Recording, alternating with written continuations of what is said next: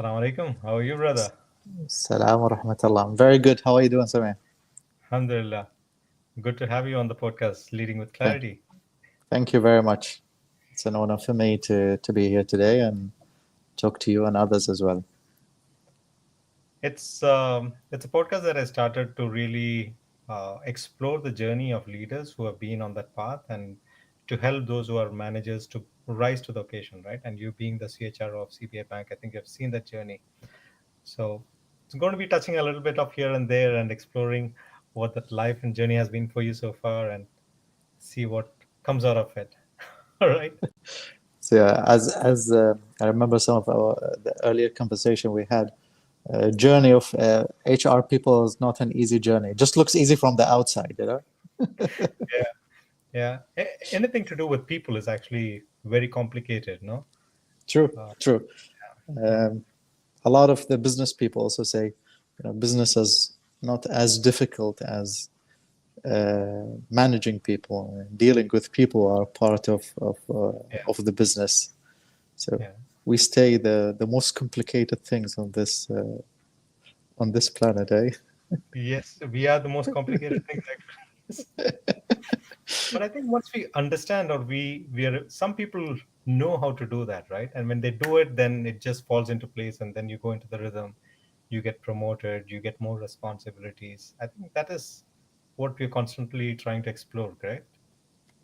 See, I think I'll not say that getting promoted is necessarily connected with getting better at it. Hmm. I mean, this is probably a struggle of a lot of people and organizations where people grow into, bigger roles because how they are doing in terms of numbers or technically, but they don't necessarily take the human bit with them, which then causes, bad management and micromanagers and bad cultures and bring in toxicity, for example. This is why I think having that aspect as a core aspect when growing people into organizations is very important, because whenever you're trying to focus on people, build cultures, fix cultures, you'll find that the key people in this journey and the most important are the managers and the leadership in the organization. And they're usually also the most difficult to change and influence. If you talk to the majority of employees, the frontlines or juniors, they are easier to influence and easier to drive a good culture with. While as you go higher, you'll face a bit more resistance and probably different ideas on how to approach things.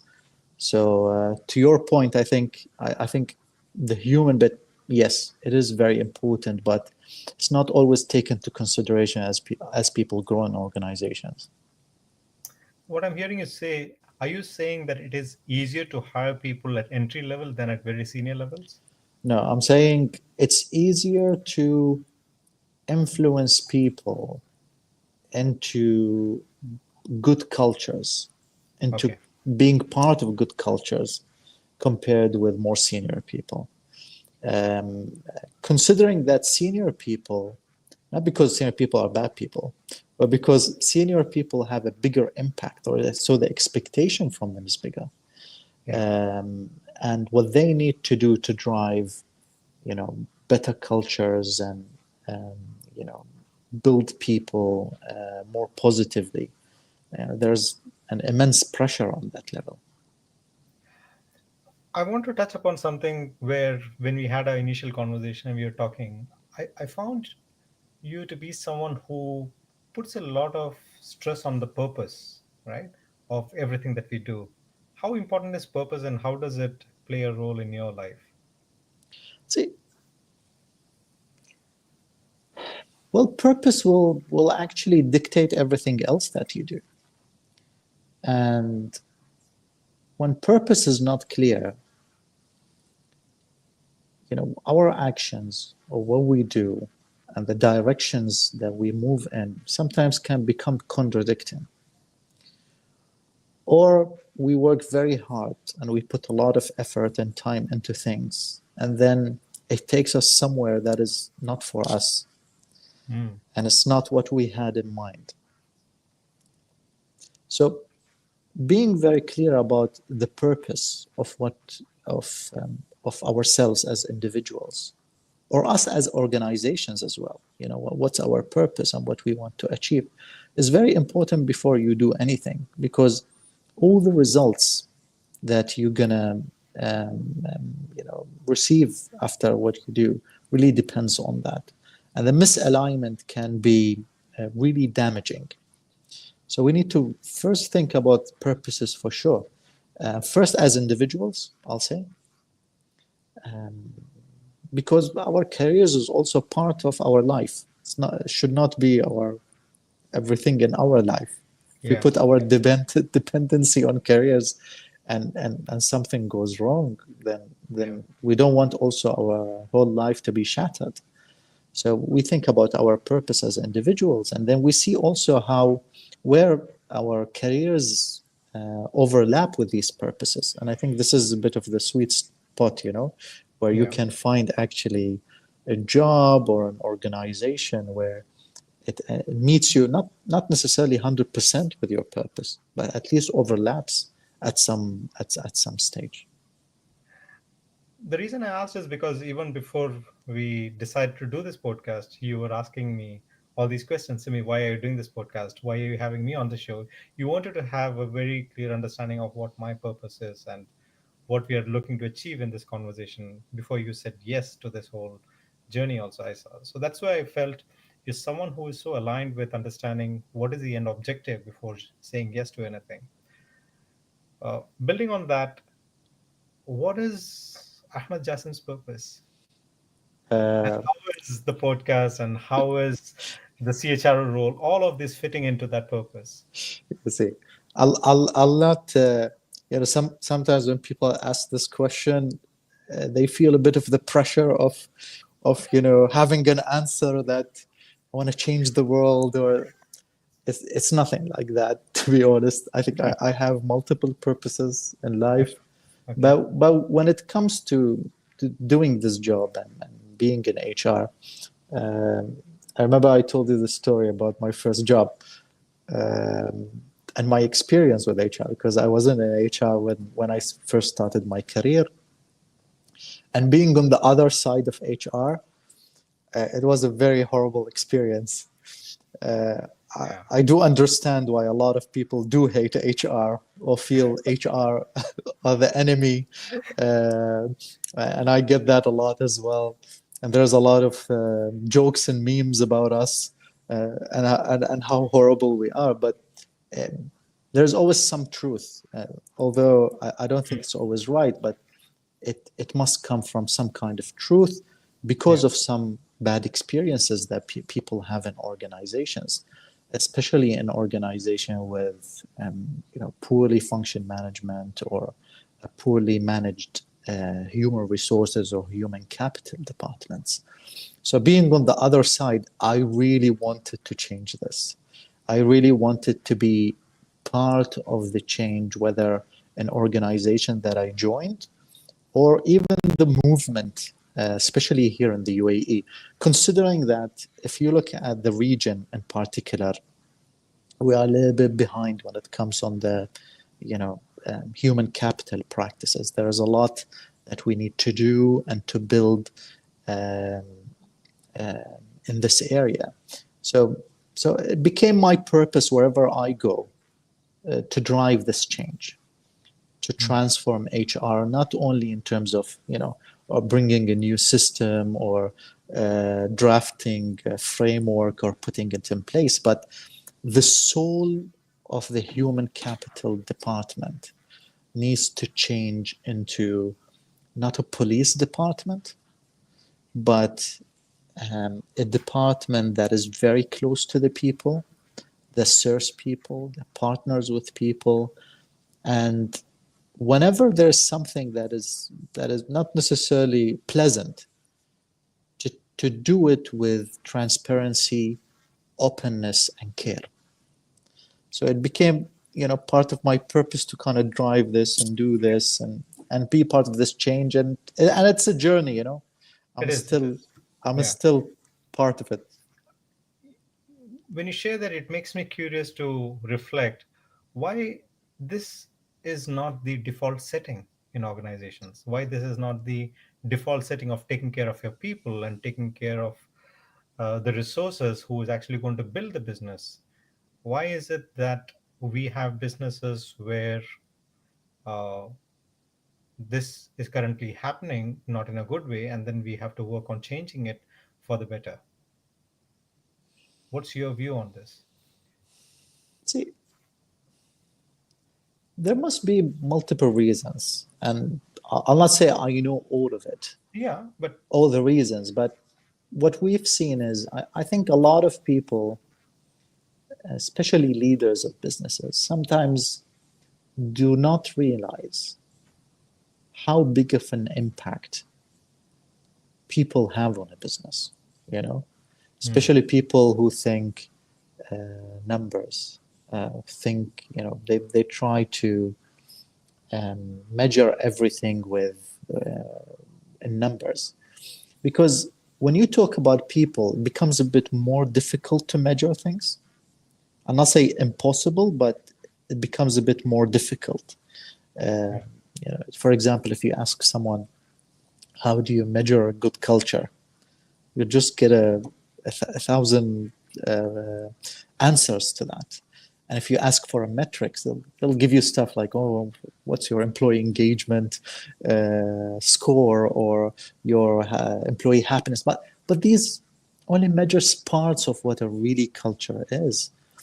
Uh, so if you don't, if you just think about numbers and think about achievements, there's a lot of businesses that don't see the impact of people on businesses, and that creating um, you know um, a good environment for people where people are at the center of things that can actually drive better results. Hmm. So if that belief is not in there, you'll also treat your human capital department and people in place as numbers, more than humans, which usually also drive all of these bad practices that comes with it. So this is one reason that I've seen, talking to people who work for multiple organizations, or even HR colleagues and other organizations who have, very tough time doing a change. Um, the other thing is, I think we need more um, local examples, or from the region examples of, if you do this, how good of an impact it has on businesses and market. Majority of good practices that we have today, or stories that we hear, comes from very far away, you know, from places where maybe not necessarily people will have that connection with, or of it detached from, businesses that they hear in the news, for example, or see their stocks in Wall Street, but not necessarily something that their friends work for here in the region or locally. And I think because there's not a lot of examples in here of these really well-defined, people-centered managements, there are less good examples in the market for people to follow as well. Because um, you see, these human-centric practices requires someone to lead the market. And because we don't have a lot of examples, you see, this is not the norm Yeah. of what we see here in the market. But I think we're getting better. Looking at the positive side, I think we're getting better. I think there is more organization which are big enough in the market who are taking really big steps. I think in the UAE as well, we have this very unique situation where we have the government lead also, which is not what you see in the United States or Europe, where the private sector is the sector that leads the good practices and Yeah, especially when it's around people. But here we're very lucky to see a government which is very progressive and drives a lot of people first initiatives, and we see that reflect on the private sector as well. And this is one of the example of my second point is the more good examples we have in the market, the more we can drive better results, and at the same time the absence also yeah, of good examples of leading. Yeah. yeah. Really, I totally resonate with you. Sheikh Mohammed, he is ruling the country like a company, right? He is running like the CEO of the city, Yeah. and how he runs it like a business and makes sure that he's investing, he's promoting, he's recognizing talent, he's doing everything that a CEO would do in a very impactful manner. Uh, you mentioned something about changing the culture or changing humans is not very measurable, and it's very difficult to actually quantify it. And as a role of what you're doing, I know you have mentioned about 21,000 micro learnings you have achieved and 19 to 33% Emiratization. So these are all numbers which, when you are a manager, organizations look up to you to deliver on. What is the impact that you are looking to create which cannot be measured within your role at this present? Like, for example, when you leave CBI and your tenure is finished and you're moving on to something else, I think legacy is a huge word. I think, what is it that, as an impact, that you are saying, okay, I have created this intangible result that I'm walking away from so that somebody else can take over? What is that for you? See, while I say it's very difficult to measure, but that does not mean that we don't have, um, let's say, few things to look at to say change have happened. Yeah. When I say that, I've been very lucky in the last 5 years here that we've done a lot of changes, that we've changed certain things. And I think for me, these things are, do people want to join CBI now when someone comes with an offer? You know, do my current employees try to get their friends and family hired at CBI? You Mm. know, when we are faced with a big problem, a crisis, where everyone gets emotional and the boardroom gets heated, what do we do at that moment collectively as individuals in that room? Are the real indicators for me that the change we've done is successful or not? Mm. How many trainings we've done, how many people we are hired, our investment in coaching or change, and all of that. These are what feeds into the change. But the real results, I see it in these things. Are people comfortable being in office? Are people feel safe being here psychologically? Do people refer other people to work here? Do people get offers somewhere else and think CBI is a good place, and although this might be a little bit higher in the salary here or benefits there, I would like to stay with the organization. And what do we do on a daily basis when we're faced with difficulties are the real measures and the changes that I want to leave as a legacy. It means more to me. These things means more to me than all the other metrics that we look at, to see how we are performing as a department. You spoke about your early experience where you were in an organization where the culture was a little toxic, right? So you would have had some lived experiences. My question to you is, if someone is right now a CHRO in some organization, and or he's going into an organization and he's taking on the HR function, and the current culture is toxic and they need to shift things, where do they begin? Sorry, I lost you a little bit. You were saying the current what? So the current culture within an Yeah. organization is not ideal. Maybe toxic, maybe there is something else, maybe it's difficult, and they want to really implement change, and the HR really wants to do something about this. uh, where do they begin, and what do they do as a phased uh, initiative? See, I'll talk about three things quickly, because culture is a big topic. But first, you need to understand what's broken. Instead of trying to kind of fix everything or do nice things that becomes a facade to the real problem, but find out what's really broken. What's driving bad culture in an organization, because then you know exactly what you need to act upon. So this is number one. Number two, focus on the leadership.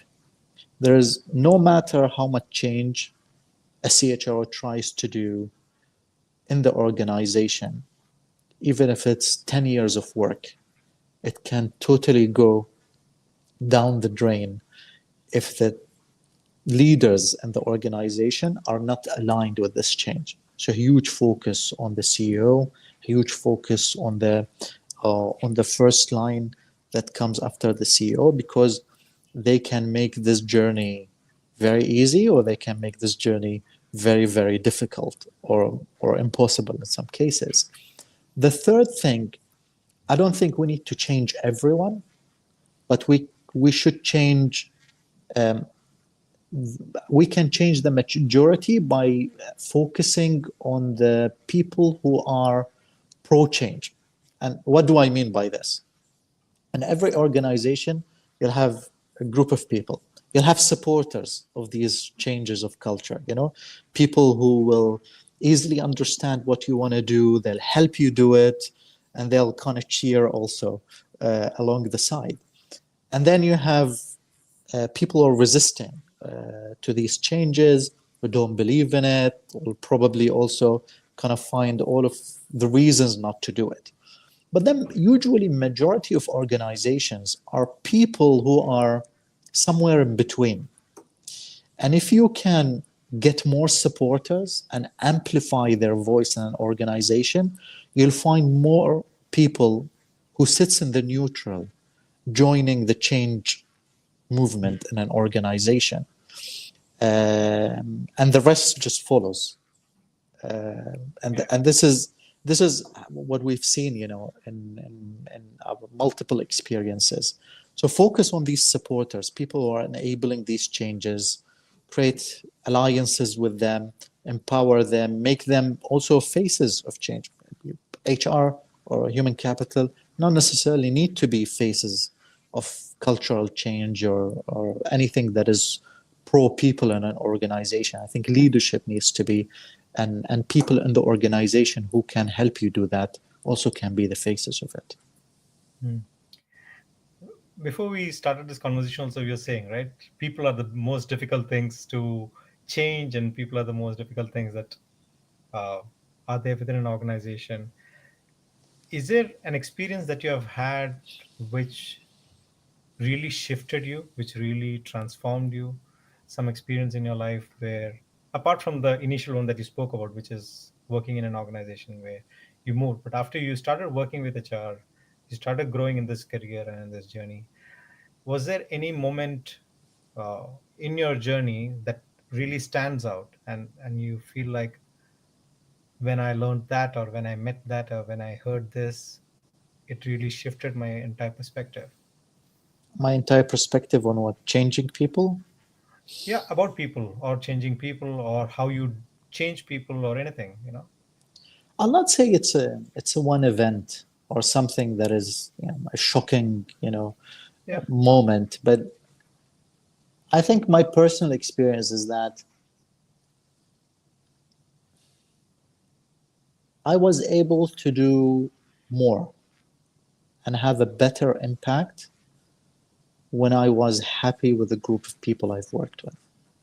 Mm. So whenever I was in a team and under a leadership that created an environment that was healthy, I was able to have the best version of myself at work, but also helps me be more energetic out of work. So when you leave work, you're actually very energetic to do other stuff, whether it's a hobby or hitting the gym or Yeah. even spending time with family. So it has an effect not only at work, it has an effect outside of work. And I think this experience really made me realize that this is what we need to create for people as well. Because if you are putting them in a poorly managed environment, you are not only getting the least out of their potential, but they are probably not doing the best outside of work as well, because they're either depressed or too drained when they leave work to even contribute to anything else.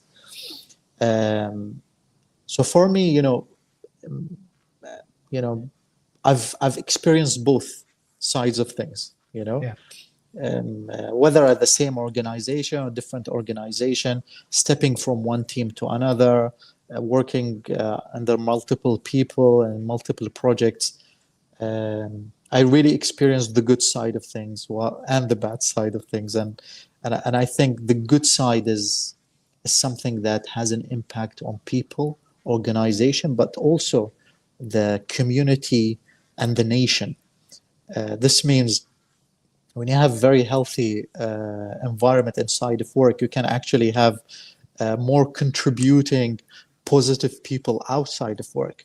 Yeah. And those are the same people who are building families, they're building nation, they're helping, their countries also grow. Yeah. We had a few comments over here. Nadeem says, find out what's really broken. He loved that recommendation of yours, which is to really start with doing auditing.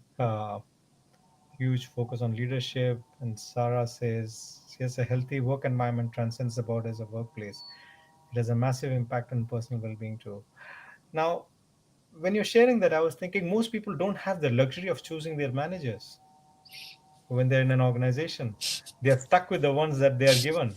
So, what do they do? See, I'll not sit here and preach people about things that unrealistic. There's usually two ways. You either find a way to work with them or you leave them.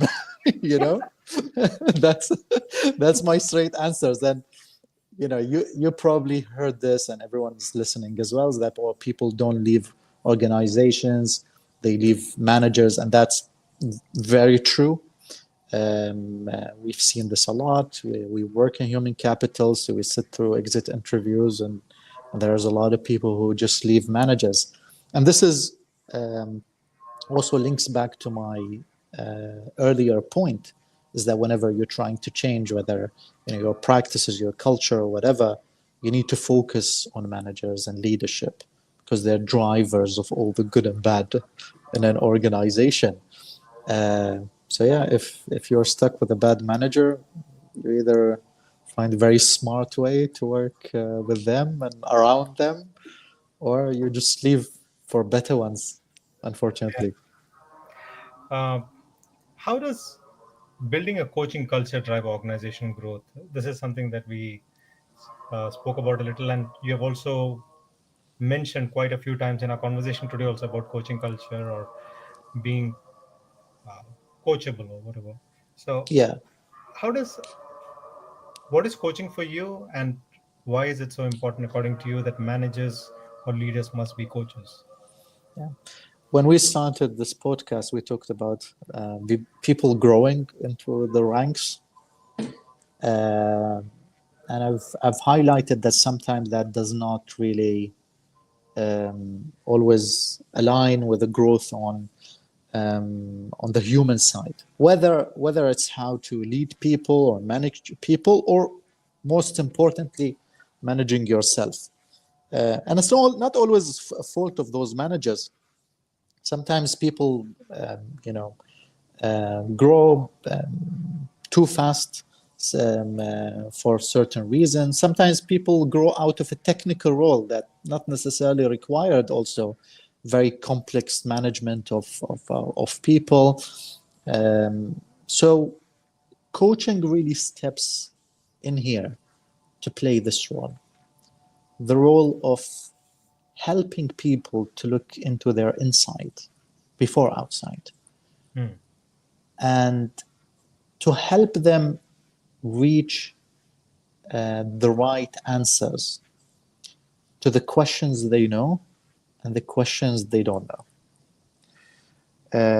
Life is very noisy these days. You know, whether we are at work, a million things to do, and there's a lot of decisions that need to be made right away, which creates a lot of blind spots Hmm. for us, for leadership, for managers.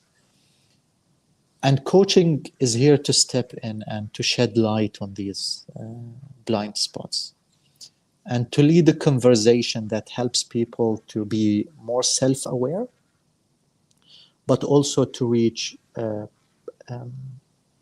solutions for problems they're trying to avoid, which is usually the people side of things and the self-awareness side of things. Um, Now, coaching is supposed to help us with this change, to help people reflect and do changes on their own. And whenever that change is positive, it will directly hit your the growth of an organization, growth of the people in the organization. Um, so we can see, you know, a direct correlation between these two things. The challenges we face is, I think, two things. One is willingness, Hmm. because coaching also requires someone who's willing to go into this relationship. Yeah. In our organization, for example, coaching needs to be a choice. It's always there on the table Hmm. for people, but unless they are really willing to go into this relationship, we don't push it, Yeah. because pushing it is like you know, it's like spending money on something that you know there's not going to be any returns on it. It's actually That's the one. opposite of, it's opposite of coaching. Yeah. So that's one bit of the challenge. I think the other bit of challenge is the other bit of the challenge, yeah, is people who've been through coaching for a very long time with a lot of people, and they're kind of used to it by now, or they've had a lot of these conversations that they need probably a new approach, which Hmm. is something we also look into the market, and we're trying to do different ways of coaching. You know, instead of one-on-ones, maybe get them into a group or get them into some other forms of coaching so they can. It's like taking antibiotic. You know, you take it for too long, your body start building an immunity to it. So you need to kind of find new ways to Ways of get doing into it. your subconscious and Yeah. start solving these problems. Yeah. Uh, Coaching requires patience. And for a manager, he might think, especially in a high pressure job like what you guys are doing, they want quick results. They're like, it's easier for me to tell him what to do than to ask him questions and help him discover his answers. So manager will be like, instead of me wasting 1 hour trying to help him find his own answers, why don't I just in 2 minutes tell him what to do and then go away, right? And this is how probably most managers, if you're behaving like a manager, not a leader, will think, correct? Uh, how do you break through this? How do you break the mindset? So I understand you're offering coaching to your managers, but your managers must be coaching their team members so that they become more inclusive. What is it that you're doing so that your managers are becoming better as coaches to their team members? I think, see, people who don't believe into the theory, or don't believe into, you know, the pitch Yeah. that we give about how this will change uh, you know, your experience as a manager, and how coaching can actually make your life easier, Hmm. because they think the ordering bit is the easiest path, is to give them an example. They need to see a life example, Hmm. and it's not easy to do that because this requires a very close relationship where we take them step by step on how to handle the most challenging person in their team. Usually it's the most challenging one. Someone in their team that they want to do a breakthrough with and they're unable to. This is where they come to us, you know? And if you kind of handhold them through one example and they see that there is a result, although it requires time and effort and open heart, I'll say. But if they see an example, then they will be more open to these Mm. solutions. Because you cannot just convince people by telling them this is good, you know? Just like we are not convinced with a lot of stuff in life just because people tell you, you know, oh, this is good. Yeah, if you take this, this will happen. But giving them an example that they trust or example they live through can help them accept this Yeah. and make them more open to coaching. As coaches, for them to become coaches and for them to accept someone to coach them as well. Mm. So giving them an example, walking them through an example is the best way to do this. When was the first time you came across this concept of coaching? And I was, there was a point in my career where me and a group of my colleagues were chosen as high potential top talent employees. And it was, you know, a life-changing experience because well, as part of that journey, they've put us through a leadership development program, and the leadership development program was paired with coaching. So you had to have a coach who will meet you between the different modules and kind of, you know, help you throughout the journey to become a better leader and to deal also with the challenges of the job. And this was my first, you know, experience to be coached by someone. It's by the way, it's very uncomfortable at the beginning, especially coming from our culture, where being vulnerable is something that, you know, growing up in an Eastern, Middle Eastern culture is probably something that, especially for a man, you're not supposed to be vulnerable or talk about your feelings or voice out your challenges, you know, yeah, which are signs of usually weakness in our cultures. But so it was very uncomfortable and very difficult at the beginning. But I think once you start realizing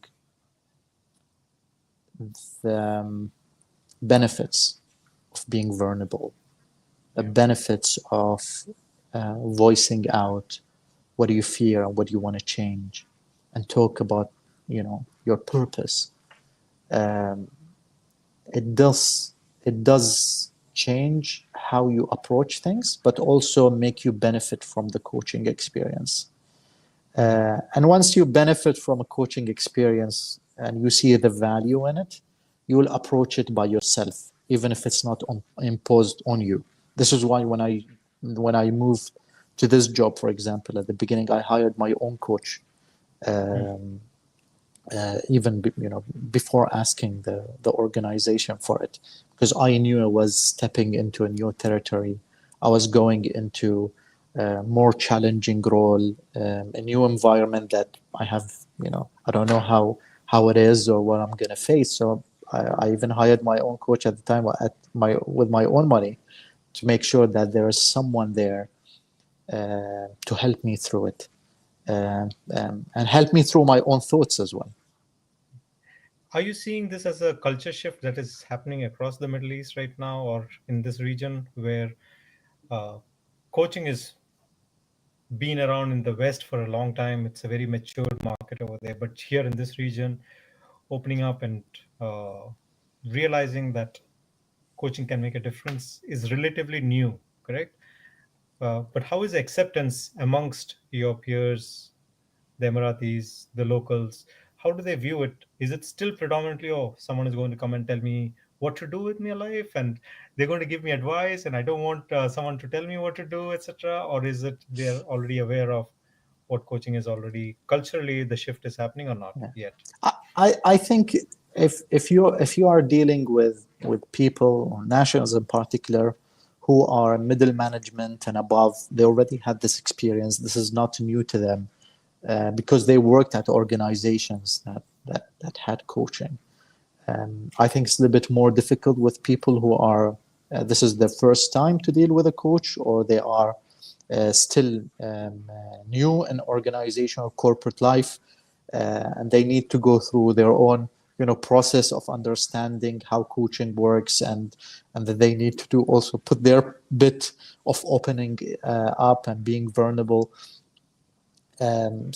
But overall, I think there is more focus now on coaching in the market. We see more organization making coaching part of their development um, plan.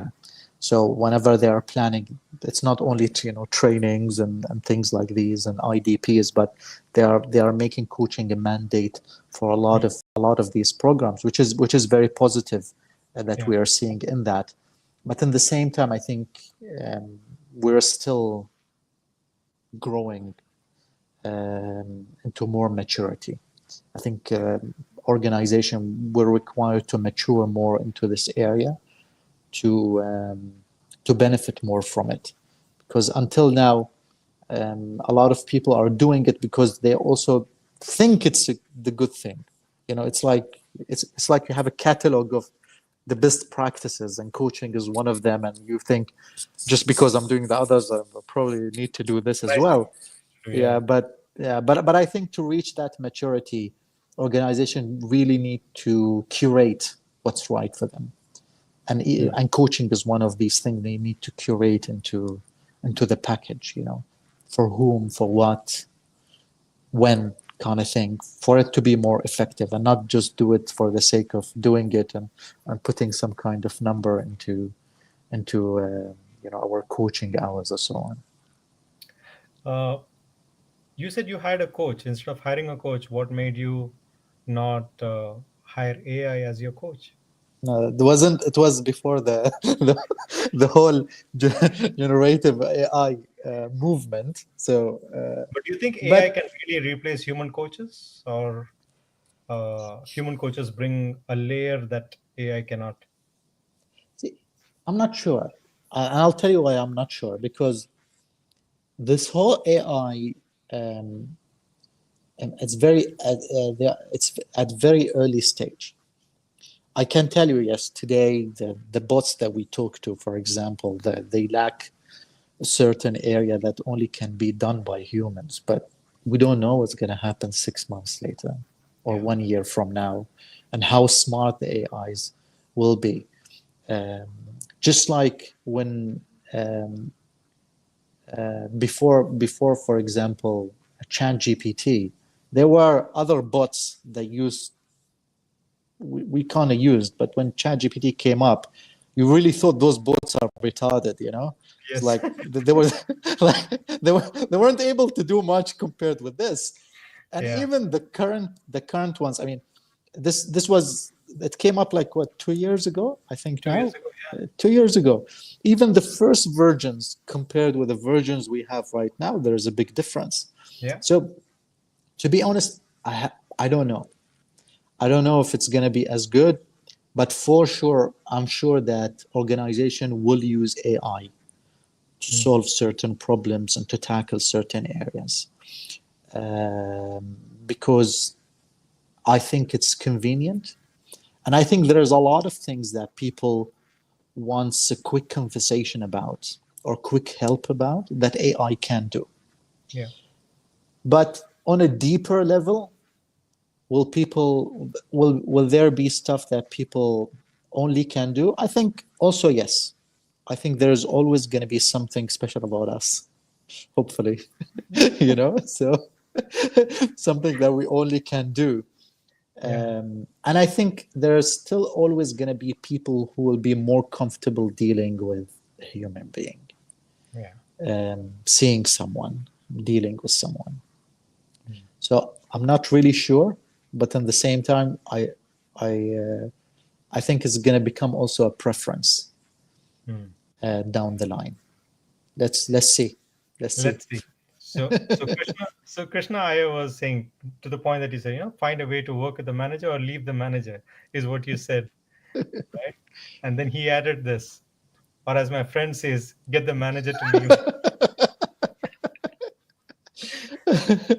which I think is Well, which I think is very valid, because if if we become assertive and we stand up to these people who are bullies or people who are not, a lot of times what happens is bad managers get away because no one's voicing or standing up to what they're doing to the rest of the team members, right?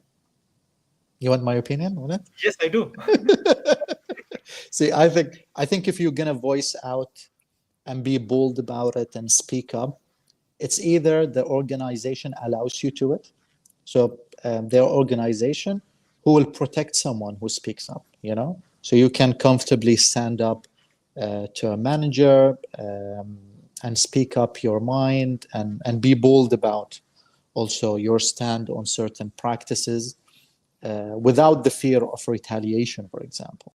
Yeah. But if the organization does not support that, then you should do this with a backup plan. Hmm. Because usually these bullies and bad managers will always retaliate in a certain way, whether Yeah. an aggressive way or passive aggressive way. So you need to be also smart about how to stand up. And by the way, standing up to managers not necessarily by, being aggressive No. towards them or there's different ways also to voice this out based on the personality of the manager, based on the culture of the organization.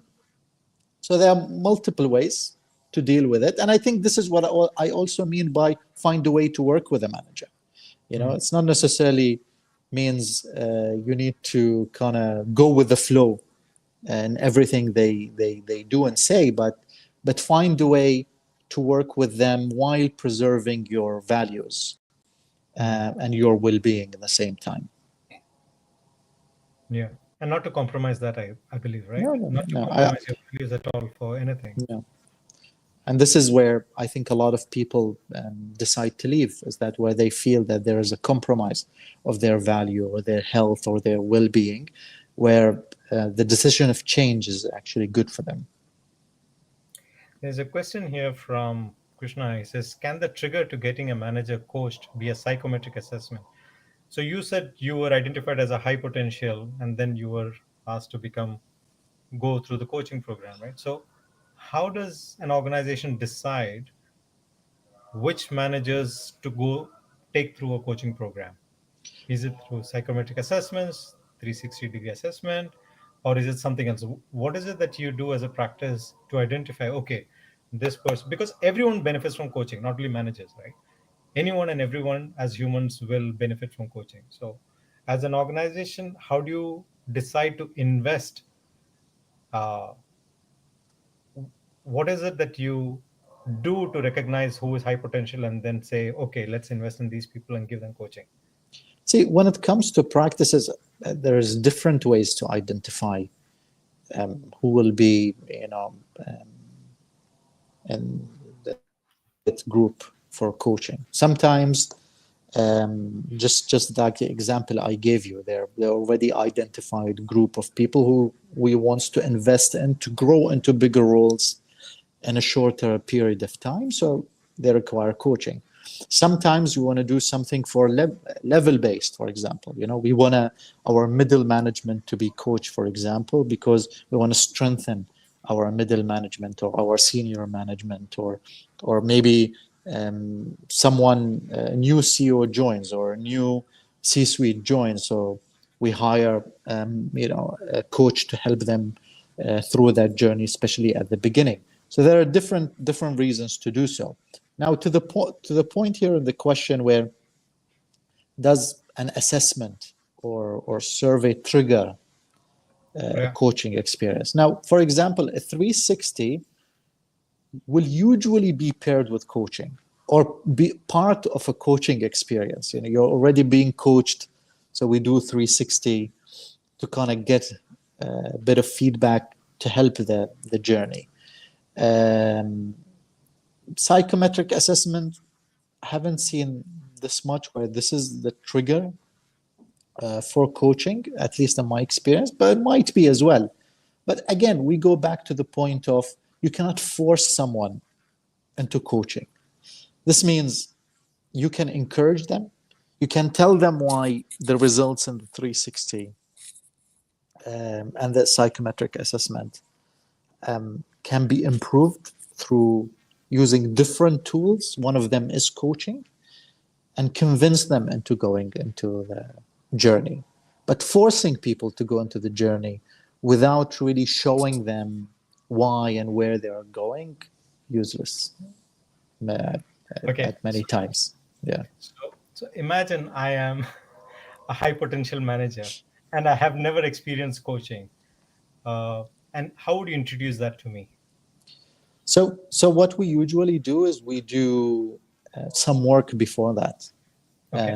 So before going into any experience, there are usually a meeting that happens before that involves human capital, the manager of the targeted employee, the coach, and there is a broader conversation that happens about the coaching journey. This should set the grounds for what exactly we want to do, what is the objective, what support the manager will provide, what support the organization will provide, and also for the employee and the coach to kind of meet each other and get a feeling of how things are. And if there is no click at this point as well, or something is off, we can also change the coach at this Mm. point. So usually these pre-coaching meetings are very important to set the journey on the right track. Because just throwing someone into coaching right away, and this is the first time, really reduces their chances from benefiting from it. Mm. So there should be conversations, a lot of conversations, and if you can get, the manager to speak to the employee one-on-one, human capital to the employee one-on-one, get them ready for the journey, reflecting on their own experiences and how coaching really changed them, as a manager, as a human capital, as a colleague, as a sponsor. There are Mm. different people who can have these conversations early on that can lead into a successful journey of coaching. Do you have conversations at the majlis where you speak to other friends of yours who About coaching, share about their coaching experiences? they usually want to talk about other stuff. I don't think they they want to hear the HR bit of me in majlises, but I mean, people sometimes bring this up. I will not say it's a focal point of our conversations. No, coaching is not work related, right? Coaching is individual related. It's like Yes, you it said, is. you do not. Sometimes people do it for their own personal life. It's Well, not well, only. unfortunately, I think majority of the coaching that we have here in the region is really work related, and I Mm. think I don't think a lot of people think about coaching, the coaching we are talking about outside of work. Mm. Um, Although, if you think about it, yeah, people, we always give the sports example to people on how coaching is important, Yeah. and I think if we talk about majlis, this is what they usually talk about. They talk more about sports, but and you can see, like, for example, now a lot of football clubs at this point, they're changing coaches or coaching and coaches, they're always like the face of these changes. And if you think about it, is that people do understand why sport team coaches are integral to the process, although they are not on the pitch. Yeah. But when they look at work, they don't think about coaching in that bit, whether as a role of managers, where they need to coach players, or even external coaches, and the role they play also to help people win. and Yeah. their own games, whether it's personal or corporate. But to your point, I think there is less talk of coaching outside of work because we're still, as we talked before, we're still at a maturity level where it's still evolving and it's very work related rather than personal, I think. Yeah. Uh, it's been almost an hour, and I can't believe we spent. It just flies, and I'm so happy actually to see. Uh, so I was born and raised in Qatar, and the leadership that I see over here is very inspiring for me. The locals who step up and who have these kind of conversations, and who's really creating an impact and driving the change, being inspired by your leader, and doing things. So kudos to you on walking the talk and really creating meaningful impact. Uh, if there is one thing before we wind up for this session today, if you could share as a message to CHROs or HR professionals or even Emiratis who are listening to this about bring coaching as a culture into the organization to drive growth or anything, if not that, something else you want to share as a closing message, what would you share? See, I think what I want to tell people, especially those who are listening to us today and people who share this journey with us of changing human capital, is I know it's very difficult, uh, and I know it's painful at times, to do this job and to try to drive change. But it can happen with patience and leading by example. It's doable. We just need to kind of believe into the change that we want to do and be patient because people don't change overnight. Just like when you are bringing up a kid into the family, um, um, it takes years to kind of build them as human beings and put in them a set of values that we want them to go into the world. So changing and building people takes time, and it's not something you put on your 1 year plan or 2 years plan. It is something that you're going to build. And because we move from organization to organization, sometimes we don't stay around to see the results of everything that we do. I know this is discouraging to some people, but should not be. Always look back at organization you worked out at, and whenever you see the positive that happened, you've been part also of this journey, and sometimes these stays for years and for generations and changes a lot of people's lives. And this applies to coaches as well, like Samir and others, who meet a lot of people and talk to a lot of people and be part of the change of a lot of people. I think this is the best legacy that we can leave behind, is not only changing places but changing people, because people then just go to a lot of other places and they do their own positive changes. So it's very difficult, can be painful, but it's doable. Just requires a little bit of patience and work, and a belief in it. Yeah. Thank you so much, Ahmed. Krishna Iyer's comment, the last comment over here, is something that I resonate with. He says your views are very mature and apt for the region. So thank you so Thanks, much for Christian. reminding us about patience. Thank you so much about sharing your wisdom and experience with us. It's been an honor and a pleasure, Ahmed. Thank you very much, Samir, for hosting me today. And hopefully we'll meet sometime soon whenever you are here in Dubai. And wish luck to all of you and the listeners as well. All right, inshallah. Thank you. Inshallah. Ma'as-salam. Assalam.